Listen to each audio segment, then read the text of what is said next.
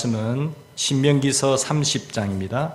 우리 1절에서 8절까지 말씀을 봉독할 때 살아계신 하나님의 계시의 음성을 들을 수 있기를 바랍니다. 내가 네게 진술한 모든 복과 저주가 네게 임함으로 네가 네 하나님 여호와로부터 쫓겨간 모든 나라 가운데서 이 일이 마음에서 기억이 나거든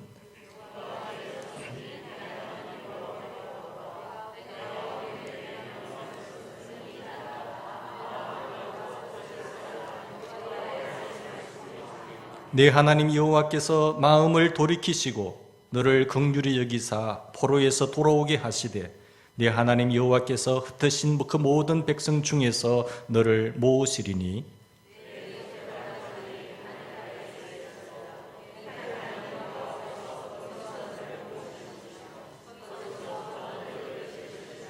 내 하나님 여호와께서 너를 내 조상들이 차지한 땅으로 돌아오게 하사 네게 다시 그것을 차지하게 하실 것이며 여호와께서 또 네게 선을 행하사 네게 네 조상들보다 더 번성하게 하실 것이며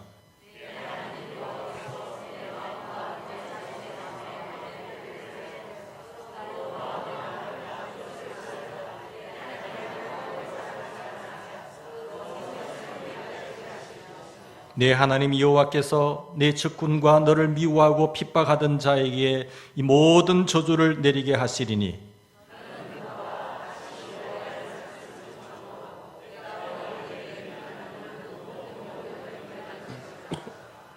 아멘. 아멘.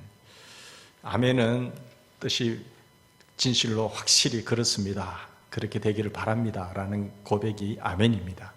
그래서 우리 기도회 할 때 보니까 참 저 교회는 아멘도 잘한다 했는데 우리는 나는 경상도 사람만 좀 묵직하게 표현을 잘 안 하는 줄 알았는데 그렇지도 않더라고요. 어떤 데는 또 보면은 잘 표현을 하는데 우리 교회는 너무 점잖으셔서 알아들었는지 못 알았는지 그걸 잘 모르겠더라고요. 그래서 일단 하나님 사랑합니다. 하나님 이 말씀대로 되기를 이루어지기를 바랍니다. 나도 그렇게 되기를 바랍니다 하는 아멘. 마음으로만 하지 마시고 때로는 입을 열어서 그렇게 표현할 수 있는 그런 우리가 되기를 바랍니다. 하나님의 말씀은 그리스도 예수 안에서 얼마든지 이해가 되니 너희가 아멘하여 하나님께 영광을 돌리라고 했어요. 그래서 아멘 이렇게 아멘. 그래도 속으로 하실 분 속으로 하시고 우리 여기 찬양대에서 집사님 어디 가셨나? 참 대표로 잘 하시는데 그런 고백이 우리의 고백이 되고 그대로 이루어지기를 주의 이름으로 축원합니다.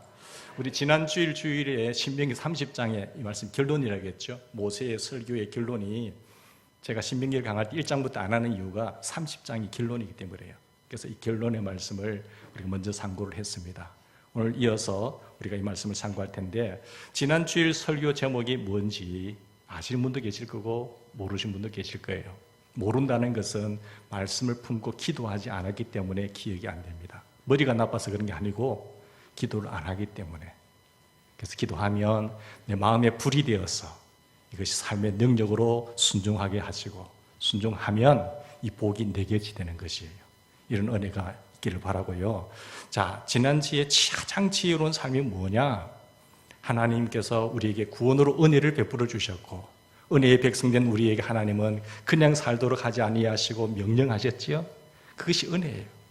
우리를 아무렇게나 아이들하고 살아라고 말하지 않고 이 척박한 세상 속에서 이렇게 살면 복이 된다. 너는 승리할 수 있다. 넘어지지 않는다.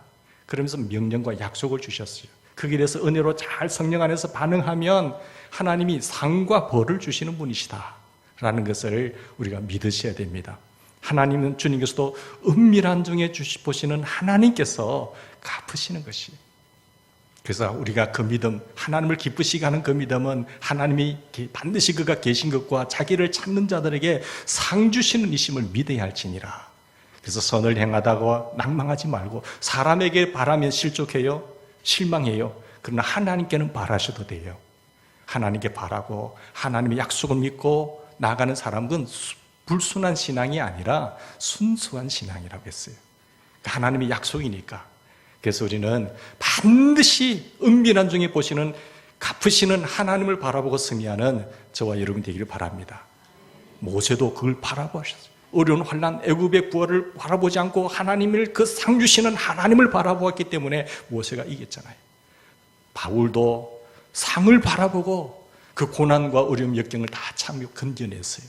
예수님도 십자가의 고난을 참으시고 개의치 않으신 것은 하나님 보좌 우편에 앉으신 그 기쁨의 관을 바라보았기 때문에 이기신 거죠.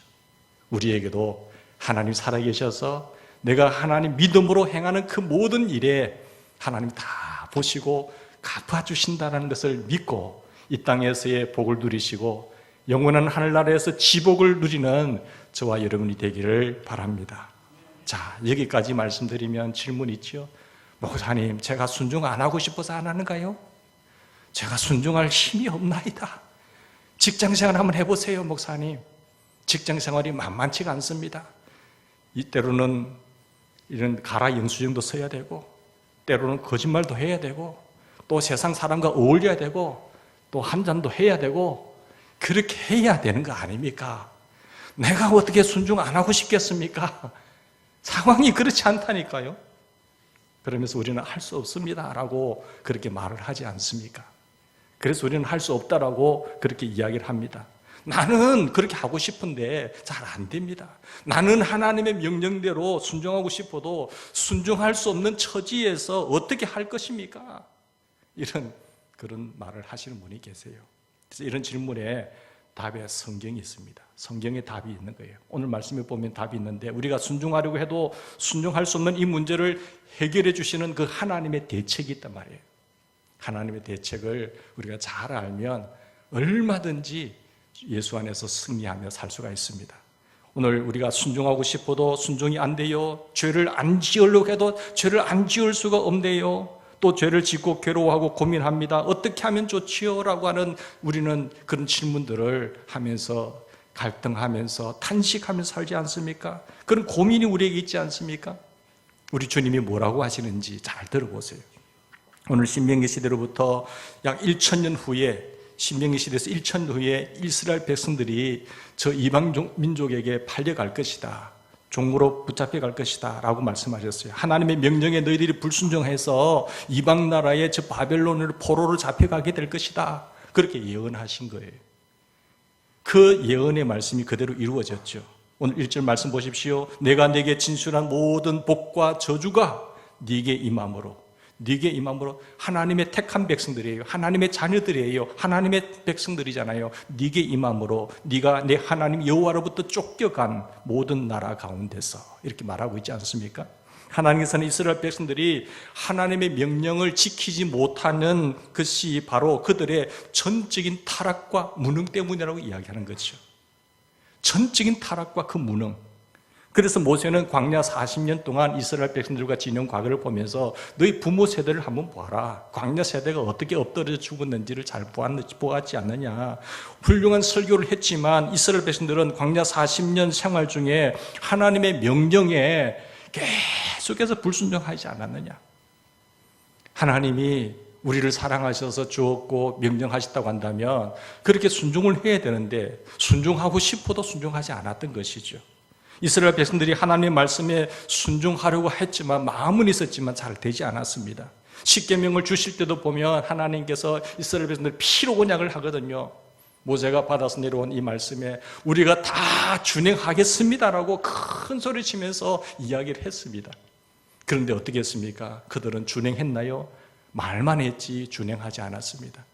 출애굽기 14장, 15장, 16장, 11장에 보면은 그들이 정말로 거의 매장 가운데 이스라엘 백성들 가운데서 백성들이 애굽에서 종살이하고 고통 중에 부르짖을 때에 하나님께서 들으시고 그 응답으로 그들을 다 구원해내지 않습니까? 홍해 광야의 길을 나오지 않습니까? 그 구원해낼 때도 보면 하나님께서는 10가지 재앙을 통해서 하나님의 표적과 능력과 기적을 상천하지에 우리 하나님보다 센 신이 없다는 것을 다 보여주었지 않습니까? 그것도 한 번으로 하면 잊을 것 같으니까 10가지를 통해서 10번씩이나 보여주었고, 그것으로 끝나지 않고 홍해길을 건널 때 그런 위기 상황 속에서 건지신 하나님, 그 표적과 이적을 보았지 않습니까? 그뿐이겠습니까? 그들이 물이 없을 때에 한 사흘길 와서 물이 없다고 했을 때 하나님께서 물을 내셨고, 그 썩물이니 그 썩물도 단물되게 하셨고, 광야길을 걸을 때 먹을 것이 없을 때 만나도 주시고, 고기 먹고 싶다면 메추라기 주셨고, 입에 낀 상태에서 불기둥 구름기둥으로 다 보호하시면서 그들이 걸어가실 때 계속해서 그런 표적과 이적과 하나님의 천능하신 손길을 보면서도 하나님의 명령에 순종하지 않습니다. 불순종해요. 그래서 마지막 가데스 바네아까지 왔을 때, 그 가데스 바네아에서 들어가면 이제 가나안 땅인데 거기서도 또 불순종하지 않습니까? 결국 믿음의 사람 여호수아와 갈렙만이 들어가지만, 그것이 40년 동안 계속 장례를 치르면서 여기서 통곡소리 저기서 통곡소리 하면서 계속해서 40년 38년 동안 그런 장례를 치르고 죽음의 통곡소리가 계속 들리지 않습니다. 저들이 순종하고 싶지 않았겠어요? 인간 아브라함의 그 범죄한 이후에 전적 타락성, 무능성, 그것이 그들의 마음속에 부추기고 있었기 때문입니다. 이런 바울 사도도 보면요, 인간의 무능함과 인간의 전적 타락과 무능을 어떻게 이야기합니까? 바울 사도 자신도 한 인간으로서 나는 전적으로 타락했다. 나는 주님 이렇게 살고 싶은데 잘 안 되네요. 내 속에 선과 악이 존재하고 있나이다. 아직도 이 쓴뿌리가 빠져나오지 않고 있습니다. 악이 그대로 존재하고 있습니다. 나는 주님 앞에 잘 예배를 드리고 싶고, 나는 주님의 이 명령에 잘 순종하고 싶고, 하나님의 기쁨의 백성이 되고 싶은데 잘 안 되네요. 오라, 나는 곤고한 사람이로다. 이 사망의 몸에서 누가 나를 건져낼 수 있으리까 하면서 탄식하지 않습니까? 이 사망의 몸에서, 이 사망의 몸이라고 하는 것은 어떤 것인가요? 시체하고 썩어져가는 시체하고 꽁도 같이 묶어놓은 상태를 말해요. 그런 그 시체에 썩어가는 냄새가 내게 빼어 들어와서 죄의 그 사망의 종로를 하고 있는 우리 모습, 죄 때문에 썩어 들어가는 자기 자신의 참혹한 모습을 이 사망의 몸이라고 이야기한 거예요. 내 마음은 안 그런데 내 삶은 계속해서 이 죄의 노예로서 살아갈 수밖에 없는 연약함, 그것이 어디서 왔는가요? 인간의 전적인 타락과 무능 때문이라고 이야기를 하는 것입니다. 사랑하는 여러분, 오늘 우리의 삶은 어떻습니까? 한 인간의 삶이 우리의 죄의 구렁이에서, 죄의 구렁이가 우리를 킹찍 이렇게 휘감으면, 꽈리를 틀면 거기서 사람의 큰 구렁이는요, 사람의 뼈가 바스라져요. 태국에서 일어났지 않습니까? 비단 국물이 항아리에 있던 것을 꺼내서 하다가 그 누나 보는 앞에서 55세 남자가 칭칭 감겨서 뼈가 바스라지고 머리통이 깨어지면서 죽는 모습. 내 육체는 멀쩡하다고 하더라도 우리는 죄의 구렁텅이에, 죄의 구렁이에 칭칭 감겨서 어떻게 할 수 없고 바스러져가는 우리의 연약함, 우리의 무능함, 그런 상황 속에서도 누나가 어떻게 할 수 없는 무능함, 내가 저를 도와줄 수 없는 무능함, 그것이 오늘 나의 모습이라고 생각되어집니다. 인간이 전적으로 타락해서 전적으로 무능한 문제, 이 문제를 어떻게 해결할 수 있을까요? 나는 정말로 예수님 잘 믿고 싶은데, 하나님의 소원의 기쁨의 주인공이 되고 싶은데 안 된단 말 아닙니까? 그 하나님의 대책이 뭘까요? 여러분, 오늘 6절 말씀 보십시다. 핵심 말씀이에요. 인간의 타락과 무능에 대해서 하나님의 해결책입니다. 네 하나님 여호와께서, 같이 읽읍시다. 네 하나님 여호와께서 네 마음과 네 자손의 마음의 할례를 베푸사 너로 마음을 다하며 뜻을 다하여 네 하나님 여호와를 사랑하게 하사 너로 생명을 얻게 하실 것이며, 여기 마음의 할례가 나옵니다. 하나님께서 마음의 할례가 무엇입니까? 본래 육체의 할례가 있잖아요. 육체의 할례는 하나님의 택한 백성이라고 하는 그 징표로 남자의 생식기에 표피를 잘라내는 걸 말해요. 그렇다고 한다면 마음의 할례는 뭡니까? 마음은 보이지 않잖아요. 마음은 어떻게 느낄 수도 없지 않습니까?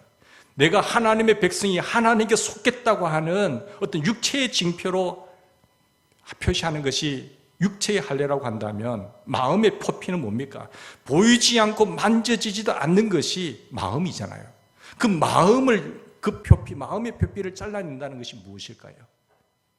여러분, 마음의 할례와 관련해서 두 가지 사실을 발견하는데, 하나는 우리가 내 마음의 할례를 행하는 것이 하나 있고요, 하나님께서 우리의 마음의 할례를 행하는 것이 있어요. 먼저 우리가 우리의 마음을 할례하는 것이 신명기 10장 16절에 나타납니다. 너희는 마음의 할례를 행하고, 우리 보고 말합니다. 너희가 마음의 할례를 행하고 다시는 목을 곧게 하지 말라 했어요. 여러분, 목이 곧은 우리, 즉 마음이 완악한 우리에게 하나님께서 이 마음의 표피를 배라는 겁니다. 즉 마음의 표피를 배라는 것이 무엇일까요? 마음의 표피를 베는 것이 마음의 할례인데, 마음에서 완악한 것을 수술하라는 거예요. 내 마음의 완고함, 이 완악함을 수술하라. 하나님을 무시하는 거예요. 마음이 완고하고 교만하면요, 하나님 무시해요. 하나님 없다고 해요. 자기가 제일이란 거예요. 그 하나님을 무시하고 하나님의 말씀을 무시하고 살아가는 그 죄를 회개하고 수술하라는 거죠. 여러분, 자기 멋대로 사는, 자기 주관대로 사는, 자기가 주인이 되어서 하나님이 주인이 계심에도 불구하고 만들어준 피조물인 존재가 주인을 인식하지 않고 알지도 못하고 자기 마음대로, 자기 멋대로 사는 것. 자기 멋이 있잖아요. 그 자기의 멋은 이것이라고 생각하니까 자기 멋대로 사는 거지. 그 자기 멋대로 사는 것이 뭡니까? 성경에서 말하는 것은 그 완악한 마음이라고 말하고 그걸 도려내라는 거고, 거기에 부드러운 살로 채우라라고 말하는 것입니다. 우리 스스로 할 수 있을까요? 그러니까 우리 스스로 하라는 거죠. 이사야는 이렇게 경고합니다. 너희가 어찌하여 매를 더 맞으려고 패역을 거듭하느냐? 사랑하는 자녀들아, 너희가 어찌하여 매를 더 맞으려고, 매를 한 대 맞으면 끝나는 것이지, 어리석은 사람은 매를 맞고 또 맞고 하는 거예요. 온 머리는 병들었고 온 마음은 피곤하였으며 발바닥에서 머리까지 성한 곳이 없이 상한 것과 터진 것과 새로 맞은 흔적뿐이거늘 그것을 사매며 기름으로 유하게 함을 받지 못하였도다 라고 이사야서 1장 5절 6절에 말씀하고 있습니다.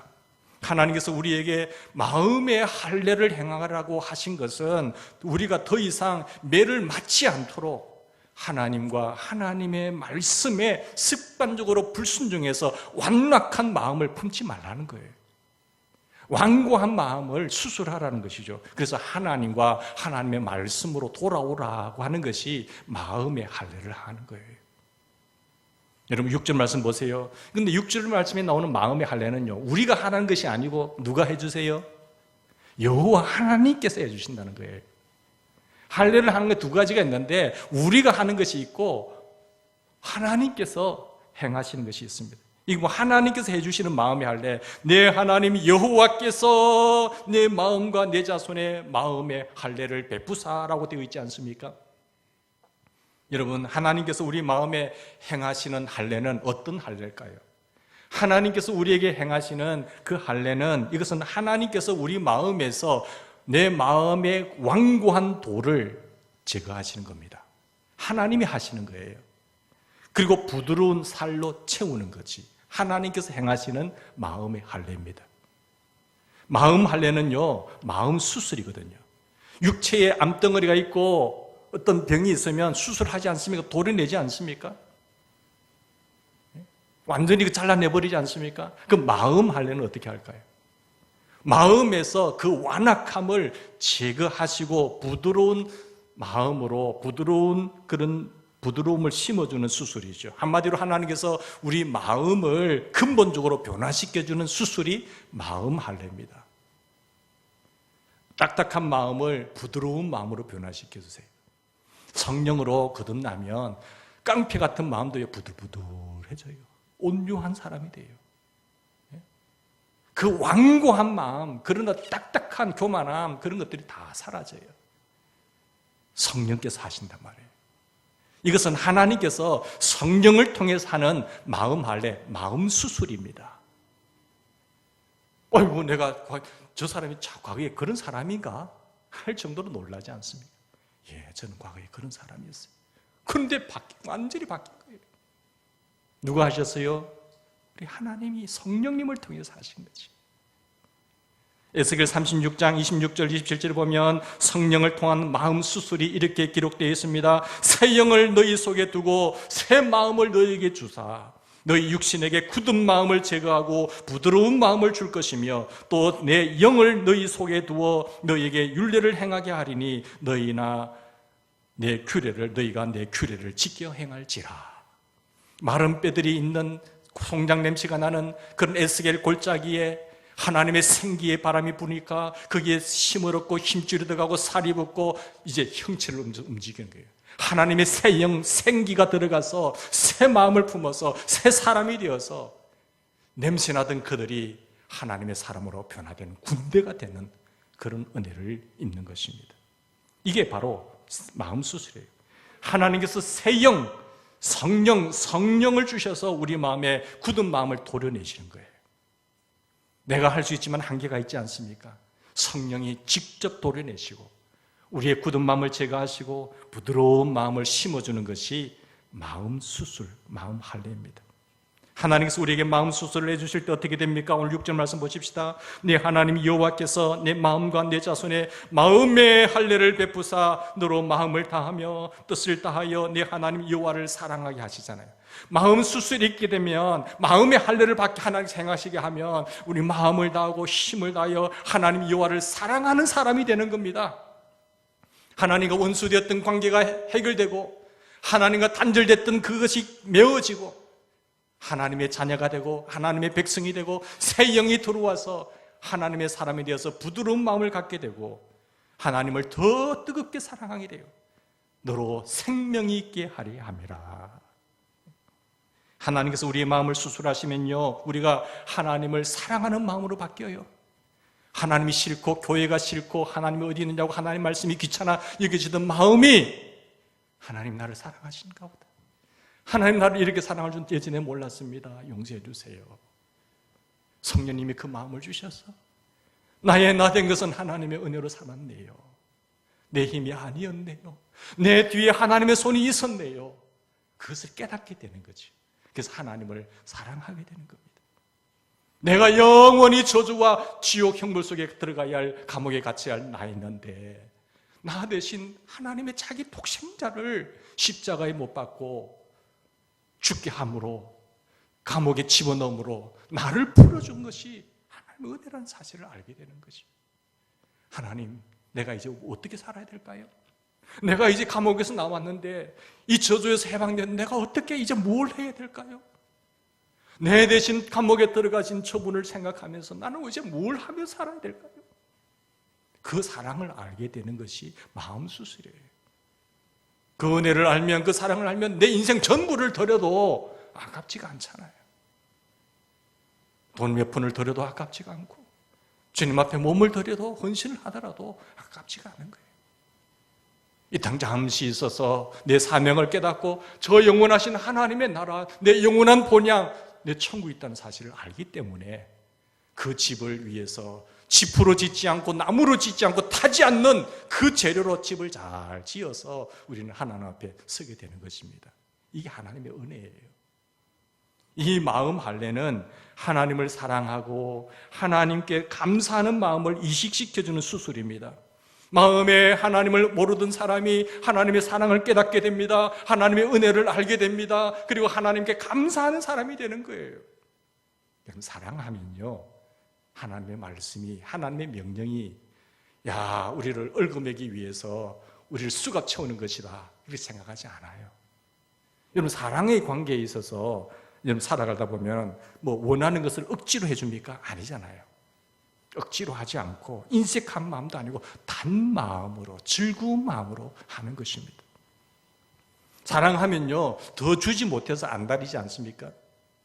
여러분이 능력대로 사랑한다면 여러분의 자녀들에게 능력이 있는 만큼 다 해줄 수 있잖아요. 능력이 있으니까요 온갖 비리를 다 저리면서도 그 능력의 범위 내에서 다 하더라고요. 하나님께서 이런 마음의 할례를 어떻게 해주실까요? 하나님께서 우리를 수술하셔야 되는데 하나님께서 우리의 마음 수술을 어떻게 하실까요? 하나님께서는요 우리를 직접 수술하지 않고 누구를 손대셨어요? 독생자 예수 그리스도를 통해서 우리의 마음 수술을 해주신 겁니다. 이게 마취제예요. 내 스스로 손대버리면 우리는 고통 속에서 견딜 수가 없습니다. 그 저주에서 빠져나올 수가 없잖아요. 예수님을 통해서, 그의 독생자 예수님을 통해서 우리의 마음 수술을 해주셨는데, 할례라는 것을 본래 성기 껍질을 잘라내는 거잖아요. 잘라내는 것. 잘라내는 것이 할례인데 마취제도 쓰지 않고 잘라내는 거예요. 예수님께서는 십자가에서 내 죄 때문에, 우리의 죄 때문에 하나님으로부터 잘라나가시는 그 고통을 감수하신 거예요. 그분은 죄도 없었으잖아요. 우리 죄 때문에, 내 죄 때문에 그 하나님으로부터 잘라나가시는 그런 고통, 할례를 당하셨습니다. 예수님께서는 내 죄 때문에 하나님의 생명과 빛과 모든 좋은 것으로부터 단절되셨어요. 우리를 살려내기 위해서, 우리가 사형 선고를 받아서 무기징역으로 갇혀있는 우리에게 자유를 주시려고 주님이 대신 들어가신 거예요. 그 고난과 저주와 고통과 슬픔과 곤욕과 아픔들, 그 모든 것들 다 잘라나가셨어요. 예수님께서 우리의 불순종에 대한 그 벌 때문에 십자가에 대신 받으셨습니다. 죄인된 내가 잘려나가야 하는데 예수님께서 대신 잘려나가시는 거예요. 그게 예수님의 할례예요. 예수님께서 나의 죄 때문에 하나님의 저주를 받으셨습니다. 그래서 하나님으로부터 잘려나가셨고, 하나님께서 내 죄 때문에 하나님의 진노의 고통을 다 당하신 거예요. 예수님께서 당하신 그 고난은 내 죄 때문이에요. 내 고통 때문에 우리를 위해서 받으신 저주와 진노의 할례, 예수님을 통해서 우리에게 하나님은 우리의 마음의 수술을 하신 겁니다. 우리는 예수님께서 나의 죄 때문에 대신 당하신 이런 저주와 진노의 할례를 받으셨기 때문에 우리는 마음의 할례를 받아서 용서와 치유를 경험하게 된 거잖아요. 그가 찔림은 우리의 허물 때문이요, 그가 상함은 우리의 죄악 때문이라. 그가 징계를 받음으로 우리가 평화를 누리고 그가 채찍에 맞음으로 말미암아 우리가 나음을 얻었도다 라고 말씀하고 있지 않습니까? 진정 우리에게 할례가 이루어지면 회복의 역사가 나타나는 것입니다. 예수님 때문에 마음의 할례를 받아서 우리는 하나님의 뜻과 하나님의 사랑에 감격해서 감사하는 마음으로 순종의 삶을 능히 살아갈 수가 있는 것입니다. 그래서 이것을 한문으로 끝나지 말고 날마다 성령의 충만함을 받아야 되는 거예요. 성령이 들어오셔서 성령의 지배를 받아서 살아갈 때에 우리는 승리할 수가 있습니다. 우리 하나님께서 예수님을 통해서 마음의 할례, 즉 마음 수술을 하신 것은 우리에게 새 생명을 주신다고 말씀하고 있잖아요. 오늘 6절 말씀에 보면 새 생명을 주신 것이다. 이것은 하나님과 우리 새로운 언약 관계를 맺은 것이라는 거예요. 율법의 노예에서 해방되고 이제는 주님을 사랑하는 마음으로 억지로 순종하는 것이 아니라 사랑하는 마음으로 행하게 할 수 있는 능력, 새로운 언약의 관계 속에 들어가게 되고 새 언약, 새 출생, 이것을 중생이라고 하는 겁니다. 이게 거듭남이라고 하는 거지요. 예수님을 통해서만 우리는 망가지고 뭉개지고 피 흘리고 살이 떨어져 나간 감각이 없는 나병 같은 그 죄를 깨끗하게 치유받을 수 있습니다. 예수님을 통해서만 가능해요.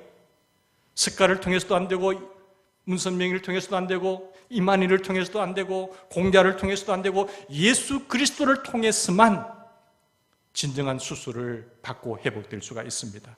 내 나병 같은 죄, 육신의 나병은 그래도 여러분 얼마나 흉합니까? 내 영적인 나병은요 더 냄새나요.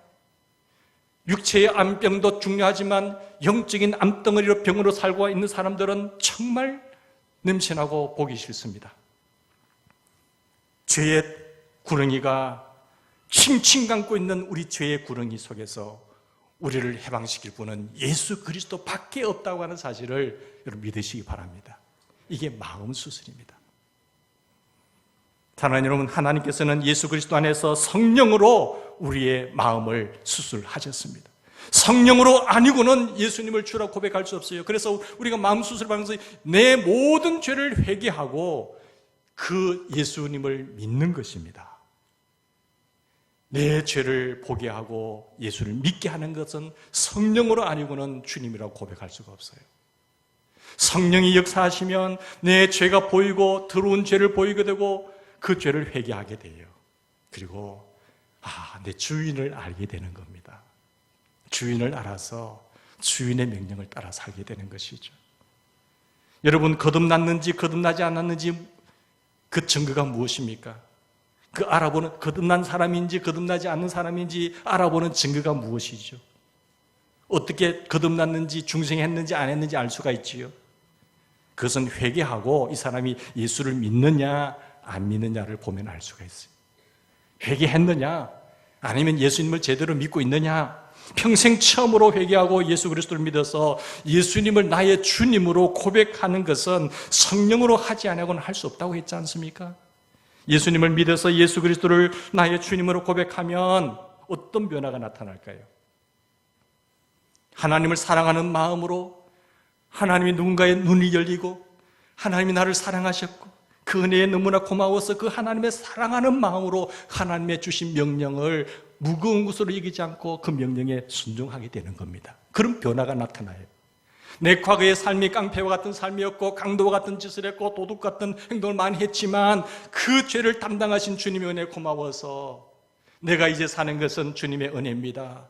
나는 그리스도와 함께 이제 십자가 못 박혀 죽었습니다. 이제 내가 사는 것은 그리스도를 믿는 믿음 안에서 사는 것이라고 하는 이 중생과 거듭남의 확신이 있는 사람은요, 삶의 변화가 나타나게 돼 있어요. 그게 증거예요.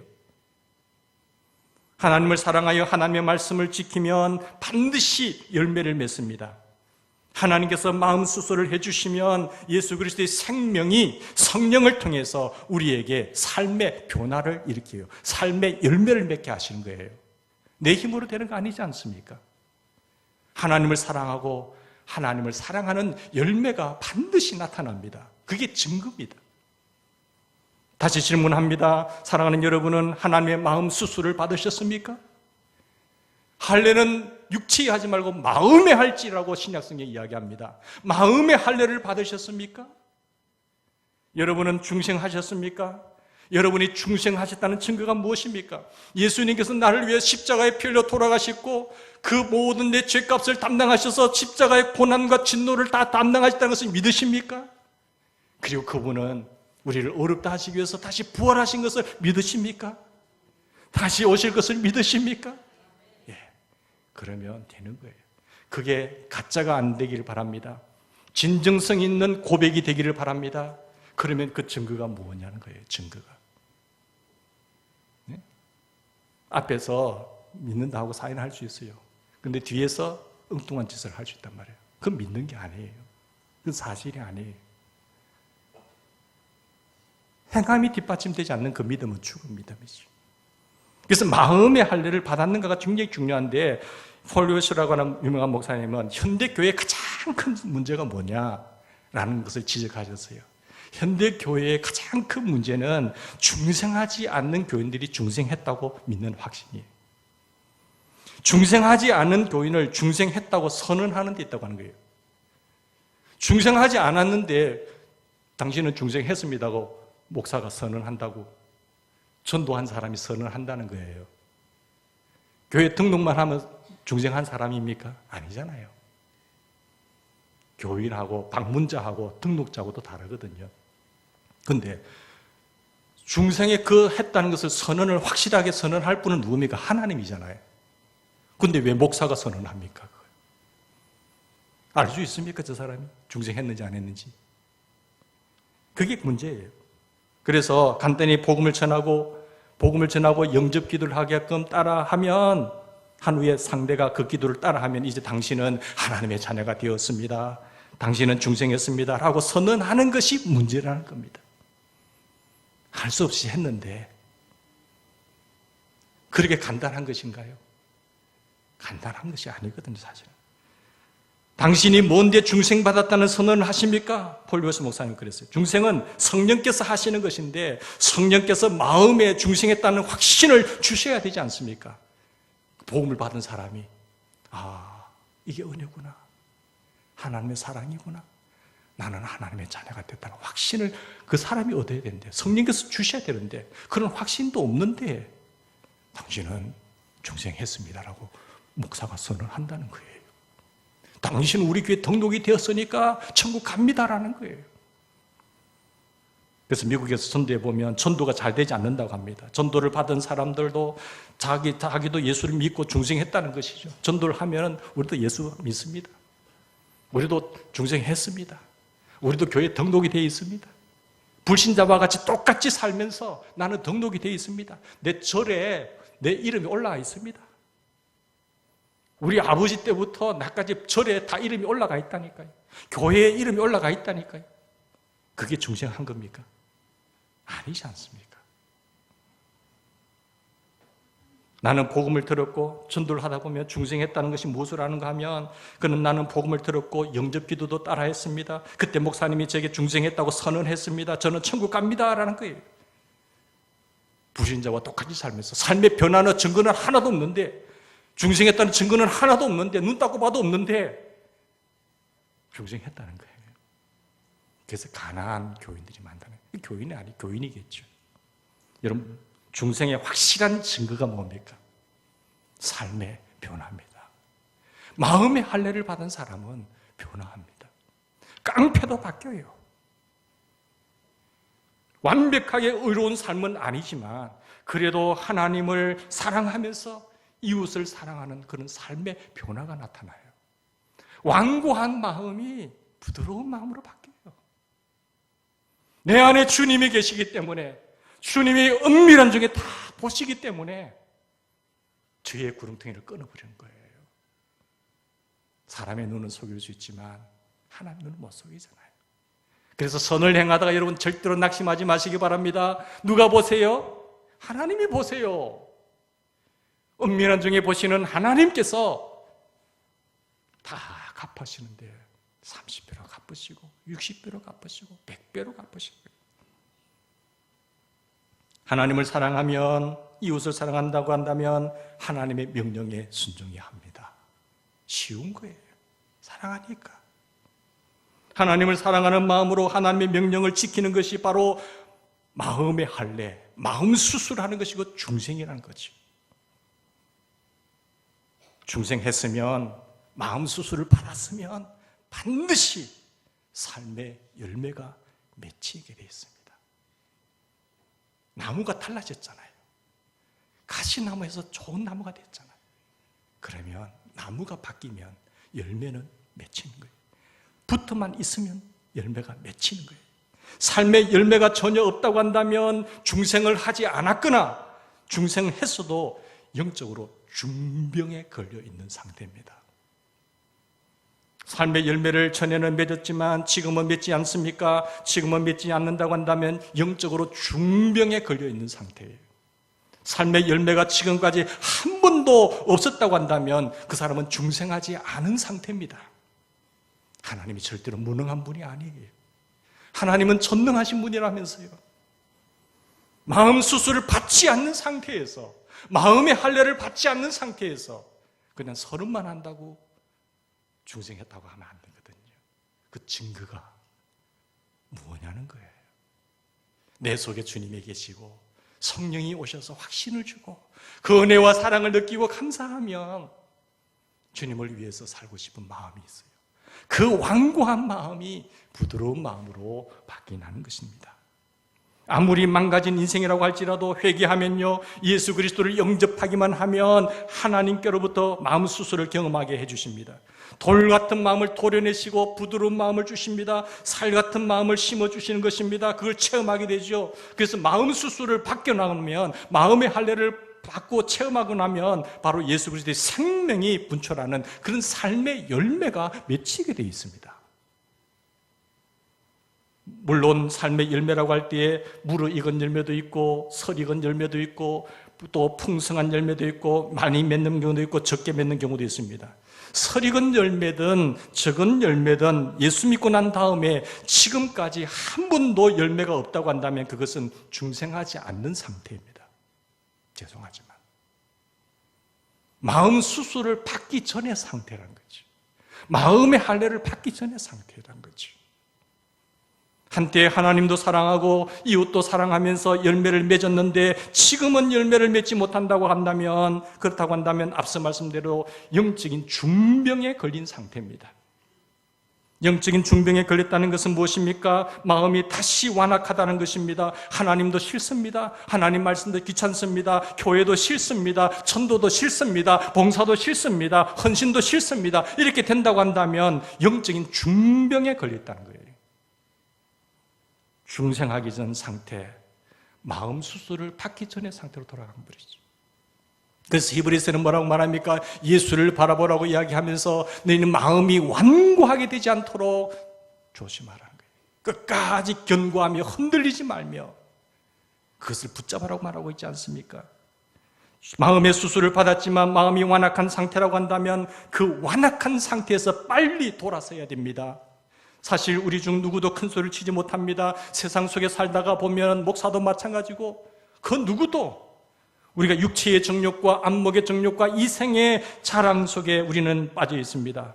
우리를 끊임없이 유혹하지 않습니까? 우리는 이 육체라고 하는 이 휘발유 속에 이 육체라고 하는 죄성이 휘발유에 물처럼 고여 있는 거죠. 조금만 유혹하면 불이 붙어버리잖아요. 우리 주변에 우리의 마음을 완고하게 하는 세상이라고 하는 분위기와 그런 환경이 우리를 진치고 있는 것입니다. 우리 눈에 보이지 않지만 하나님을 대적하는 그 사탄 마귀와 악령들이 우리를 노리고 있습니다. 우는 사자와 같이 노리고 있지 않습니까? 사탄과 세상과 육체가 삼총사를 이루어서 우리를 공격하고 있습니다. 그러므로 너희는 근신하라, 깨어라 말하고 있지 않습니까?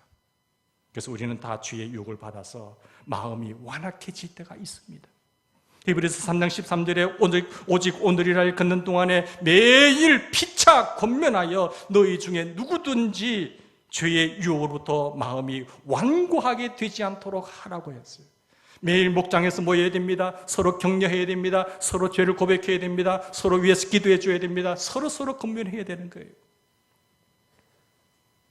우리가 마음 수술, 마음의 할례 중생을 받고 돌 같은 마음이 사라지고 살 같은 마음이 되었다고 하더라도 주의 유혹을 받아서 언제 다시 마음이 굳어질지 알 수가 없습니다. 그렇기 때문에 우리는 매일 피차 권면해야 돼요. 마음을 완고하게 되지 않도록 우리는 주의해야 합니다. 이미 마음이 완악해져 있다고 한다면 우리는 속히 회개해야 됩니다. 돌아서야 됩니다. 매일 피차 마음에 우리는 회개하면서 예수 그리스도를 믿어야 됩니다. 회개하고 예수 그리스도와 동행하는 삶을 살기 위해서는 매일 성령의 충만함을 입어야 되는 거예요. 이 성령의 충만함이 없이는 내 육체의 죄성이 계속해서 지배해버리는 거죠. 이것이 계속 싸우는 겁니다. 하나님께서 우리 마음을 수술해 주셔서 하나님의 명령을 지킬 수 있도록 해주셨기 때문에 우리는 예수 그리스도 안에서 은혜로 구원 얻은 하나님의 백성이 됐지 않습니까? 그래서 은혜를 사모하면서 동시에 하나님의 명령을 우리는 단 마음으로 지키면서 살 수 있습니다. 하나님의 명령을 지킬 때는 하나님께서 뭐라고 약속하셨나요?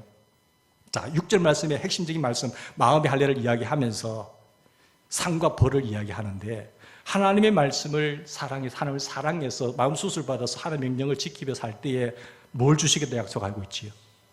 예, 복을 주시겠다고 약속하셨어요. 복을.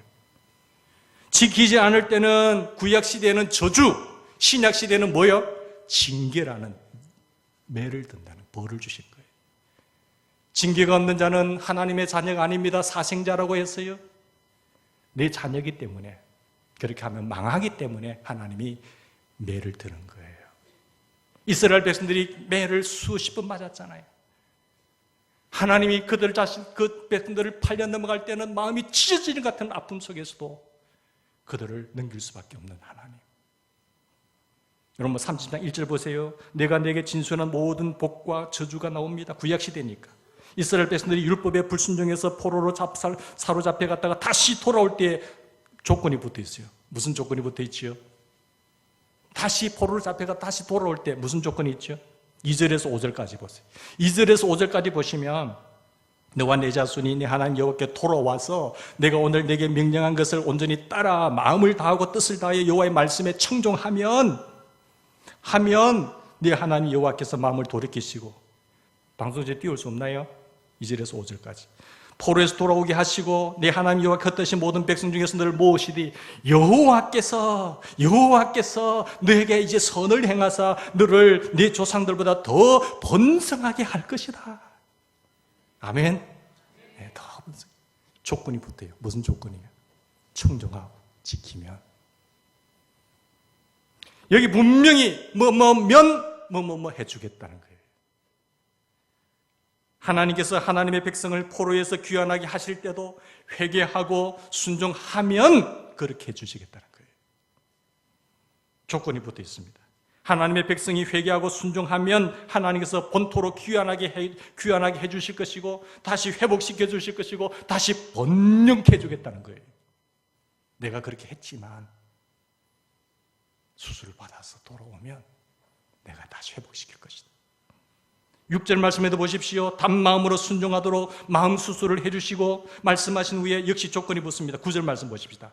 9절 다 같이 읽겠습니다. 시작. 내가 내 하나님 여호와의 말씀을 청종하여 율법책에 기록된 그의 명령과 규례를 지키고 내 마음을 다하며 뜻을 다하여 여호와 내 하나님께로 돌아오면 내 하나님 여호와께서 내 손으로 하는 모든 일과 내 몸의 소생 자녀들과 내 가축의 새끼와 내 토지의 소산을 많게 하시고 내게 복을 주시되 곧 여호와께서 내 조상들을 기뻐하신 것과 같이 너를 다시 기뻐하사 내게 복을 주시리라. 아멘. 우리가 하나님의 은혜로 구원받습니다. 구원받았고 사랑과 감사로 하나님의 법을 지킬 수 있게 되었다고 해서 우리 마음대로 살아도 되는 건 아니에요. 하나님께서 우리를 사랑하시기 때문에 우리가 어떻게 살든지 상관하지 않고 내버려 두시는 하나님이 아닙니다. 여러분의 자녀를 낳고 그냥 내버려 둡니까? 내 자식이기 때문에 낳고 내버려 둔 부모가 어디에 있겠어요? 우리 하나님 절대 그런 분 아니세요. 잘할 때는 격려도 주고 상도 주고 보상도 주세요. 잘못할 때는 매를 들지 않습니까? 우리가 어떻게 살든지 상관하지 않고 내버려 두시는 그런 무책임한 아버지가 아니에요. 하나님과 언약의 관계를 맺고 마음의 할례를 행하고 하나님의 은혜로 구원받은 우리의 심령 속에 은밀한 중에 보시는 하나님께서 반드시 갚아주십니다. 반드시 갚아주십니다. 선을 행하다가 낙심하지 마세요. 목사가 못 알아준다고 실망하지 마세요. 사람 바라보고 하지 마세요. 사람 바라보고 하면요, 교회 바라보고 하면요, 마음 상해요. 주님 바라보고 하나님 바라보고 하시는 가운데 많은 복을 누리는 저와 여러분 되기를 주의 이름으로 축원합니다. 기도하십시다. 하나님 감사합니다.